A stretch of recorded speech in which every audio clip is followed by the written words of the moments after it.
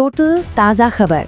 पेश है वो खबरें जो आज देश की दिशा तय कर रही हैं। सावधान, ये सिर्फ खबरें नहीं है, समझिए एक चेतावनी है, क्योंकि आज जो 20 खबरें हम बताने वाले हैं ना, वो सियासत से लेकर आम आदमी की जिंदगी तक सब कुछ बदलने का दम रखती हैं।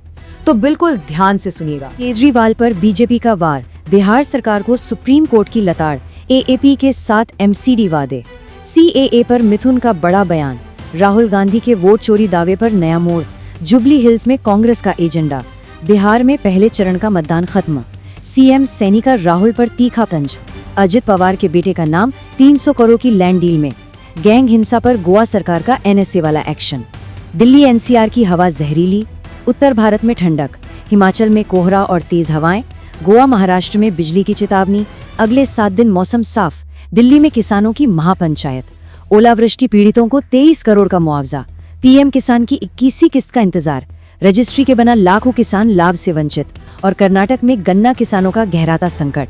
इन सब पर पूरी डिटेल में बात करेंगे, लेकिन उससे पहले फटाफट इस पेशकश को लाइक कर दीजिए और टोटल ताज़ा खबर को सब्सक्राइब कर लीजिए ताकि एक भी अपडेट मिस न हो। चलिए शुरू करते हैं। तो सबसे पहले बात सियासत में आज मचे भूचाल की, और बिहार से देखिए एक बड़ी अपडेट। पहले फेज की वोटिंग खत्म हो गई है और तेजस्वी यादव समेत कई बड़े नेताओं की किस्मत अब ईवीएम में कैद है। और इसी बीच हरियाणा के सीएम नायब सैनी ने राहुल गांधी पर एक तीखा तंज कसा है। उन्होंने कहा कि 4 पीढ़ियों ने राज किया, फिर भी झूठ बोल रहे हैं। देखिए, दिल्ली में तो सियासी पारा हाई है।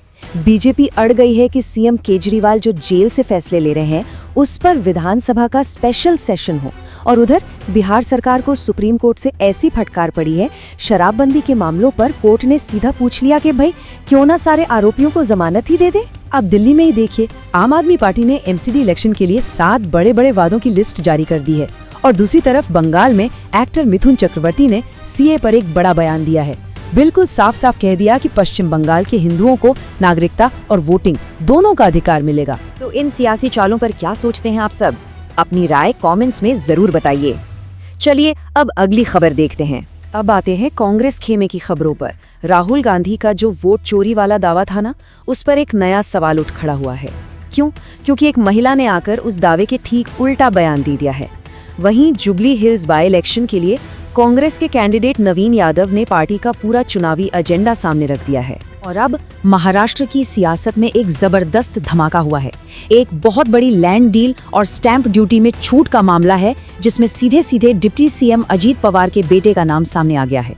पूरे राज्य में समझिए हड़कंप मचा हुआ है। और ये मामला कोई छोटा मोटा नहीं है। रकम सुनिए, पूरे 300 करोड़ रुपए। जी हाँ, 300 करोड़। बस ये एक आंकड़ा ही इस पूरे मामले की गंभीरता बताने के लिए काफी है, जिसने महाराष्ट्र की पूरी पॉलिटिक्स को हिलाकर रख दिया है। अब बात करते हैं सुरक्षा की। गोवा में जो गैंग वॉर और हिंसा बढ़ रही थी ना, उसे कुचलने के लिए सरकार ने एक बहुत बड़ा और सख्त एक्शन लिया है। अब अगले 3 महीनों के लिए सभी डिस्ट्रिक्ट मैजिस्ट्रेट यानी डीएम को एनएसए नेशनल सिक्योरिटी एक्ट की पावर दे दी गई है। अरे रुकिए जाइएगा नहीं। सियासत की गर्मी तो देख ली, लेकिन पिक्चर अभी बाकी है। आगे आपको बताएंगे मौसम का हाल क्या है और देश का किसान क्या कह रहा है, तो कहीं मत जाइए। ये अब फटाफट नजर डालते हैं देश भर के मौसम के मिजाज पर। दिल्ली एनसीआर वालों के लिए एक चिंता की खबर है। हवा फिर से जहरीली हो गई है। ज्यादातर जगहों पर एयर क्वालिटी इंडेक्स मतलब AQI 300 के भी पार चला गया है, जो कि बहुत खतरनाक है। सांस लेना तक मुश्किल हो रहा है। पूरे नॉर्थ इंडिया में अब ठंडक बढ़ गई है। दिल्ली एनसीआर हो, यूपी, बिहार, हरियाणा या पंजाब, हर जगह टेम्परेचर नीचे गया है। और हिमाचल की बात करें तो वहाँ कुछ इलाकों में घना कोहरा है और साथ में 39 किलोमीटर प्रति घंटे की रफ्तार से तेज हवाएं भी चल रही हैं।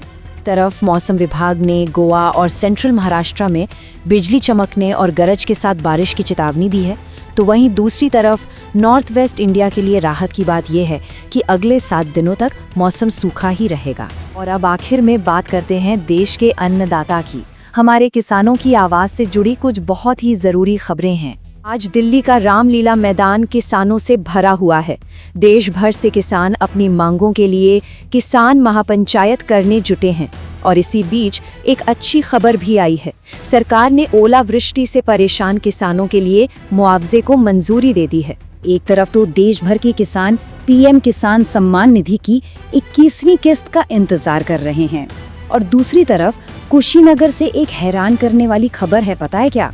सिर्फ फार्मर रजिस्ट्री ना होने के कारण वहां 2,85,000 किसान इस योजना के फायदे से बाहर हैं। और हमारी आखिरी खबर कर्नाटक से है, जहां गन्ना किसानों का संकट बहुत ज्यादा गहरा गया है। हालात इतने गंभीर हैं कि अब राज्य के मुख्यमंत्री सिद्धरमैया ने खुद इस मसले पर बात करने के लिए सीधे प्रधानमंत्री से मिलने का वक्त मांगा है। तो ये थी आज की 20 बड़ी खबरें। इनमें से कौन सी खबर ने आपको सबसे ज्यादा चौंकाया या सोचने पर मजबूर कर दिया? नीचे कमेंट्स में लिखकर जरूर बताइए। और हाँ, अगर आपको ये तेज तर्रार और सीधी बात वाली खबरें पसंद आई तो इस पेशकश को एक लाइक जरूर दीजिए। और हर बड़ी खबर इसी स्पीड से सबसे पहले जानने के लिए टोटल ताज़ा खबर को अभी के अभी सब्सक्राइब कर लीजिए।